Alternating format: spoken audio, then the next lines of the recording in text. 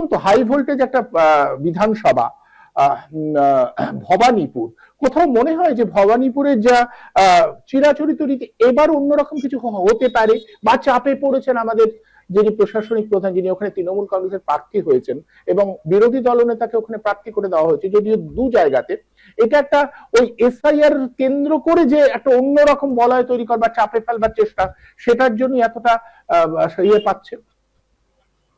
না, সে তো নিশ্চয়ই নিশ্চয়ই যে এটা তো বিরোধী দলনেতা বলেছেও যে হতে পারে ওনার বিগত আমাদের মাননীয় মুখ্যমন্ত্রীর বিগত নির্বাচনে, বিধানসভা নির্বাচনে 50-51 হাজার না কত লিড ছিল, হতে পারে, কিন্তু লোকসভা ভোটে সেই লিডটা অনেক কমে এসছে, অনেকটা কমে এবং গেছে। এবং অনেক বোধহয় 9,000-6,000 বোধহয় হবে, সেটা যদিও লোকসভা বিধানসভা দুটোর প্রেক্ষিত আলাদা, এবং ভবানীপুরে পুরোই বেশিরভাগই হচ্ছে অবাঙালিদের একটা বড় অংশ আছে এবং অপেক্ষাকৃত সচ্ছল এবং শিক্ষিত মানুষের, ফলে তারা ওই ডিসক্রিমিনেশনটা নিশ্চয়ই করেছে লোকসভা বিধানসভা, সেটা অন্য জিনিস।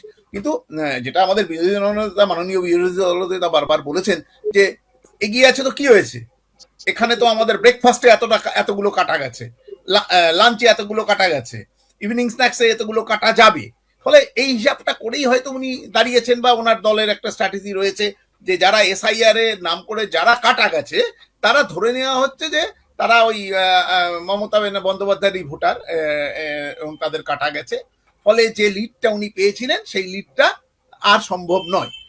এই সরল একটা ইকুয়েশন বোধহয় তৈরি করার চেষ্টা করছে, কিন্তু ইলেকশনটা কিন্তু অত সহজ নয়। তো কারণ আর যাই হোক, দেখুন মমতা বন্দ্যোপাধ্যায় যেভাবে আমাদের রাজ্যটা চালাচ্ছেন, সেই নিয়ে যেমন ভালো মন্দ দুটোই বলার বিভিন্ন আছে, এটা ঠিক, কোনো ভুল নেই, কিন্তু এটাও তো ঠিক যে উনি হচ্ছে মমতা বন্দ্যোপাধ্যায়, ফলে মানে দীর্ঘদিনের একটা লড়াই, দীর্ঘদিনের একটা ইতিহাস, জননেত্রী নিয়ে ওনার কোনো সন্দেহ নেই যে উনি একটা জননেত্রী, এবং মাসের কাছে ওনার অনেক বেশি পৌঁছানোর ক্ষমতা আছে। ফলে এই যে বলা হচ্ছে অবাঙালি ভোট মানেই বিজেপির একমাত্র, একথাটা তো ঠিক নয়, কারণ অনেক অবাঙালি অঞ্চলেও কিন্তু অন্যান্য দল জিতছে।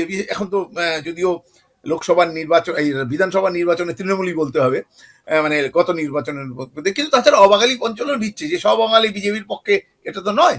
আর দুই হচ্ছে যে মানুষের তো একটা, এতে নিয়ে কোনো ভুল নেই, এই যে এসআইআর এর নাম করে যে বিভিন্ন মানুষকে যে অ্যাডজুডিকেশনে ফেলা হচ্ছে। কালকে আমি একটা দোকানে আমি যেখানে চাকরি করি, সেখানে একটা দোকানে আমি পেন কিনতে গেছিলাম, সে একদম মানে খুব সাধারণ একটা দোকান, সে আমাকে কালকে বলছিল, স্যার পেন কি ভোটার লিস্ট কি বেরিয়েছে, মানে আজকের লিস্টটা? আমি বললাম না, সপ্তাহে তো বের করার কথা ছিল, তারপর তো আমি জানি না।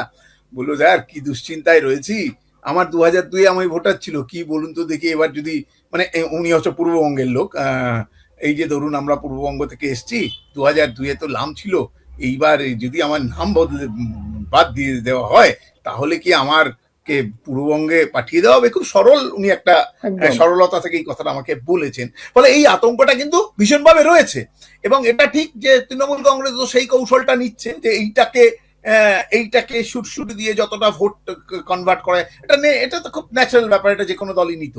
ফলে যে ক্যালকুলেশনটা বিরোধী দলনেতা বা বিজেপি করছেন, যে এত ভোটের লিড ছিল আর এত ডিলিশন হয়ে গেছে বিভিন্ন ধাপে ধাপে, ফলে ধরা হয়েছে যে লিডটা ছিল পুরোটাই ওই ডিলিটেড যারা হয়েছে তাদের লিড ছিল, ফলে এবার আমার সহজ হবে।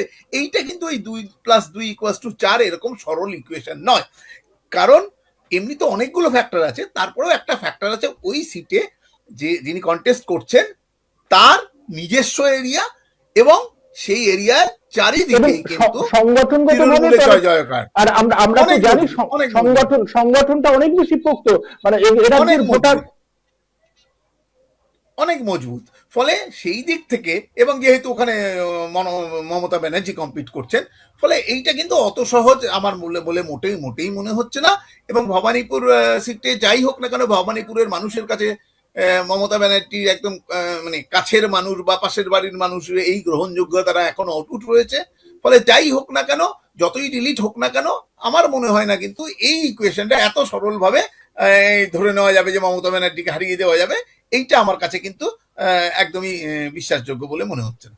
আর একটা বিষয় আপনার কাছে জানতে চাই, এই যে প্রতিষ্ঠান বিরোধিতার দীর্ঘদিন ক্ষমতায় থাকবার ফলে প্রতিষ্ঠান বিরোধিতা, যেহেতু উনি প্রশাসনের প্রধান এবং উনি যেভাবে সরকারটা পরিচালনা করেন, সব দায়িত্ব আমার, আমি সব জায়গা, ফলে অনেকেই মনে করছে যে প্রতিষ্ঠান বিরোধিতার এই জায়গায় যাবতীয় দায়টা ওনার ঘাড়ে পড়বে এবং সেখানে উনি ভবানীপুরের মতো জায়গায় অনেকটা চাপে থাকবেন, কারণ যাবতীয় প্রতিষ্ঠান বিরোধিতার বিরুদ্ধে যারা, তারা মূলত ওনার বিরুদ্ধেই ভোট দেবেন, এরকম একটা ভাবনা অনেকে দেখুন ব্যাখ্যা করছেন।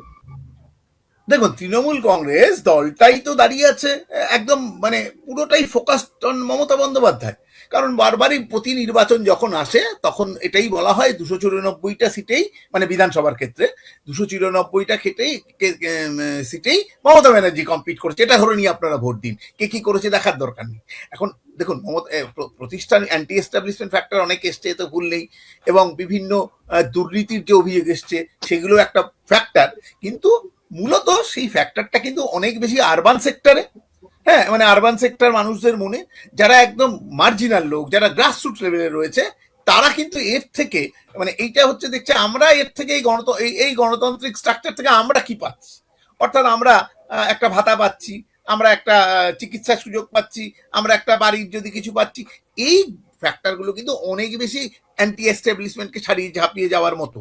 এবং এই যে মমতা ব্যানার্জির কাছে ঘাড়ে দায় বলছেন, এটা তো তৃণমূল কংগ্রেসের জন্মলগ্ন থেকেই প্রতিটা কাজেই, প্রতিটা ভালো মন্দ সব দায় কিন্তু মমতা ব্যানার্জির। কারণ হচ্ছে মমতা ব্যানার্জি ছাড়া মানে একটা তো খুব কমন একটা এসছিল যে একটাই পোস্ট, বাকি সব ল্যাম্প পোস্ট, সবাই জানে এটা।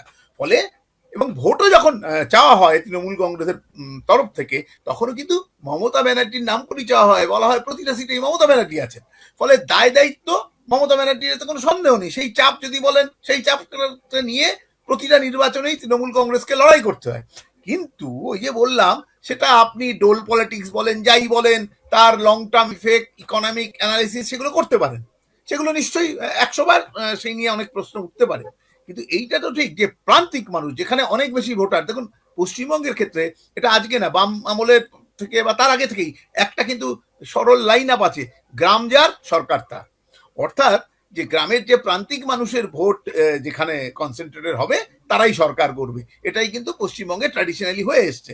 এবং ওই যে প্রান্তিক মানুষরা, যারা প্রান্তিক মানুষ, যারা দিনের শেষে যে একটা ভাতা পাচ্ছেন, সে মহিলা ভাতা হোক, সে যুব ভাতা হোক, তারা যে ওই স্বাস্থ্যসাথী পাচ্ছেন, তারা যে অন্যান্য ওই যে মা ক্যান্টিন পাচ্ছেন, এই যে মার্জিনাল এই ডোল পলিটিক্স হলেও এই জায়গাটা, এটা কিন্তু শুধু পশ্চিমবঙ্গে হয়েছে তা নয়, এর কপি সারা ভারতবর্ষ হয়েছে, বিজেপি স্টেটে গুলো হয়েছে, এবং বিজেপি কিন্তু বলছে যে ওরা 1,500 দিচ্ছে, আমরা 3,000 টাকার লোক, হ্যাঁ, তারা এন্ডোর্স করছে। এবং এটার কারণ কেন করছে?